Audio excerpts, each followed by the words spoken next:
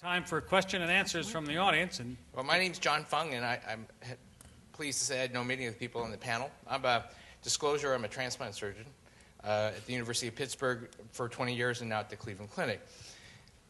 During my years at the Cleveland Clinic, at the University of Pittsburgh, I was fortunate to have been involved in the care of Robert Casey, who was then the governor of Pennsylvania, having been part of the team that had performed combined heart and liver transplant on him. And shortly after his transplant, he met the family of the donor. His mother, the donor's mother, relayed to Governor Casey at the time that the funeral expenses for her son they couldn't come up with the money for it. So Governor Casey at the time, along with some of the transplant procurement centers in the state, came up with Act 102, which provided the opportunity for citizens of Pennsylvania to donate $1 as part of their annual tax Mr. Fong, I'm going to have you get to your question. I'm sorry. I have so other people the question, all right, and anyway, the $300 that was assigned to be allowed to pay for this funeral expenses was never implemented, even though it was approved by the state legislature. And the reason was because it was thought to be against the federal regulations, the National Organ Transplant Act. One of the issues here is we're talking about pro and con. The fact is that we don't have any data whatsoever that says it can be done or can't be done in the United States. We're all referring to the Middle East or South America or whatever. So I think one of the comments for the pro side of this is why not allow a pilot study? Okay. The American Medical Association approved it. Major point. Thank you. Any comments? Why not allow a pilot study to see how? Well, there are, again, I really want to draw the audience's attention to the fact that the Pennsylvania initiative that Dr. Fung was just alluding to didn't trouble a lot of folks. It was small. The amount of money was relatively trivial, although some wag in the New York Times wrote, everybody who's dying is going to go to Pennsylvania, which I thought was pretty absurd. Not heaven, huh? Oh, I'm sorry. Yeah. I see. Okay. Look, in New York, you know, first prize is 1 day, second prize is 2 days in Philadelphia, but that's another story. We have to give them equal time now. This is true. But I can't emphasize enough that the excitement and the interest and the concern about this issue doesn't come from the couple of $100 in the cadaver world. David, I have to get to the question, and that was why not give it a try? Well, I really don't have great problems with giving Pennsylvania a try. Frank and Jim may, but that's not what we're debating tonight.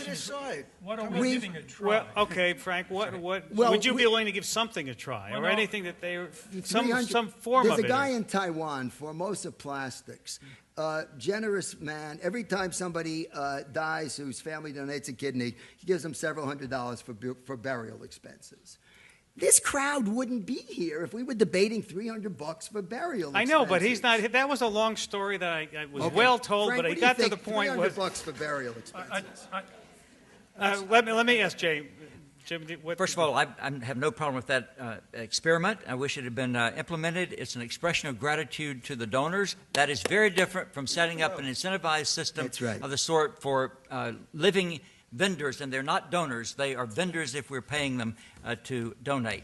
Why not do an experiment? Because so much of what we've said today on both sides is actually a matter of speculation. We don't know whether some of these proposals will be effective or not. We don't know whether they'll have bad consequences. I think the main reason we should not change the federal and several state laws in order to allow some of the kinds of experiments that have been proposed would be precisely that we would then cross the barrier that I think David has emphasized, that once you've made the organs into a commodity, you won't be able to turn back. And that the experiments, I think, would be dangerous to do. Well, we got half a loaf. Okay. I have to make one. This is directly contrary to what the IOM report of 2 years ago, of which weren't you? That's the Institute of Medicine? Institute of Medicine report, which said no experiments, no trials, nothing. The experiment's about... Lloyd, we pay extra for the furniture, so just be a little. All right, let's go get another question here from the audience. My question is directly a follow-up on the preceding question, and it's directed at Dr. Friedman. Clearly, if 4,000 people die every year waiting unsuccessfully for kidneys, and 75,000 suffer on dialysis and lose their strength waiting for kidneys, then the current system is not working despite what James Childress says. It's not working well enough. Now, you pointed out before that there may be some long-term consequences to donors, but the number that always appears in the literature is that only 0.03% of donors die as a result in the long term or even in the short term of donating a kidney. So it sounds like a very safe thing to do. Why aren't the major advocacy organizations doing more pilot research to assess whether there are any long-term risks, and also doing research on what types of compensation systems would mitigate some of the objections raised by the other side? I'm amazed that the advocacy organizations have adopted such a do-nothing position. And finally, let me just ask Dr. Delmonico, you've mentioned several times, and the other members of your panel, that the people on the other side are guilty of market fundamentalism. And I wondered whether perhaps on this side there was an overdose of equality fundamentalism, so that people in this country may be dying waiting because of concerns that in other parts of the world poor people are selling their organs. Okay, we'll get Amy, do you want to handle it? Thank you for your comments on live donor safety. It's critically important.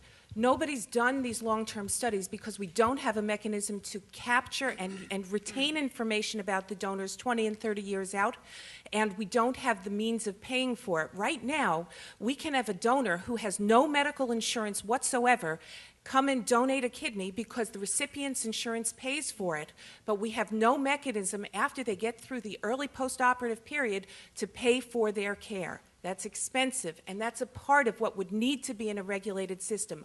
And thank you very much. All of the advocacy organizations, the American Society of Transplant Surgeons, the American Society of Transplantation, the government, and everybody at this table on both sides very much agrees that we need to capture the information about donors. We just can't afford to, and in the absence of universal health care or a single system, we can't do it because they just escape. We can't track them. Frank, did you want to respond? Yes, I do. 4,000 people dying on the list. 40% of the people who are dying are not in need of kidneys. The market system would not affect them by having more organs available because you can't buy a heart. You can't, unless you're in Egypt, you can't buy a liver. You can't buy a lung. One of the problems of the proposal is that, and David brought this up, the assumption that those patients would still have a cadre of deceased organs available. But that experiment's been done in Hong Kong and in other places. When you have markets, there's no the deceased donation is negatively impacted. So right away, when you say 4,000 people are dying on the list, not quite, but almost half are dying in need of organs that the market system will not impact. Now, next, on the kidney front, of those that are dying, we need to make an assessment of why they're dying and whether or not that is simply because they've not received an organ. Some of the patients that are dying on the list have been on that list for an extended period of time, inactive. And this was a point that we didn't get an opportunity to discuss. Inactive means that you do not receive an offer for a kidney. The market system will not impact an individual that is inactive on the list. Currently, 33% of the list waiting for kidneys, 24,000 patients are inactive on the list. That needs to be evaluated further. Before we go down the road of a market, we better assess the wait list of the premise to have markets.